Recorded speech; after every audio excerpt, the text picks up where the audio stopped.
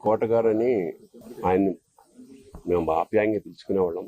నాకు సినిమాల్లోకి వెళ్ళక ముందు నాటకాల నుంచి కూడా బాగా పరిచయం.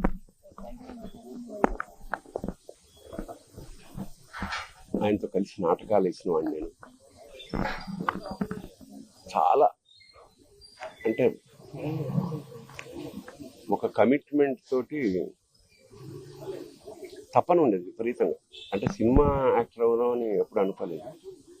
బట్ నాటకాల్లో బ్యాంక్లో పనిచేస్తున్నప్పుడు ఒక మధ్యతరగతి ఇంట్లోంచి బయలుదేరిన అతని ప్రయాణం అంచెలంచెలుగా one of the best villains of Telugu industry. సరే, మామూలుగా సరదాగా మాట్లాడుకునే మాట. కోటగారి నేచర్ ప్రకారం మాట కటువుగా ఉండేది. సరే, చిన్నప్పటి నుంచి నాకు తెలిసిన వ్యక్తి కాబట్టి పెద్ద పట్టించుకునేవాళ్ళం కాదు. ఎన్నో ఎన్నో విషాదాల్ని దాటుకుంటూ మహోన్నత శిఖరానికంటే యావత్ భారతదేశం అతన్ని గుర్తించింది.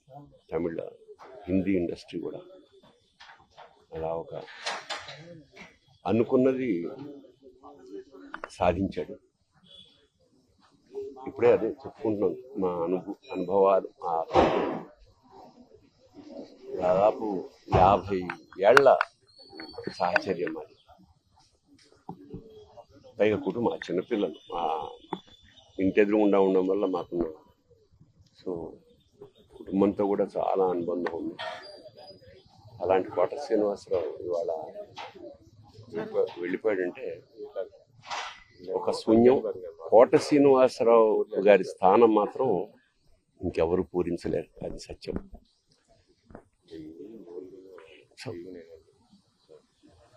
ఆయన మనశ్శాంతి, ఆయనకి ఆ పరమేశ్వరుడు ఆ కుటుంబానికి ఆయనకి మనశ్శాంతిని కలిగించాలని మనస్ఫూర్తిగా ప్రార్థిస్తూ, మాకు కూడా కొన్ని వందల వేల అనుభూతుల్ని మిగిల్చిన కోట ఇవాళ కూలిపోయింది.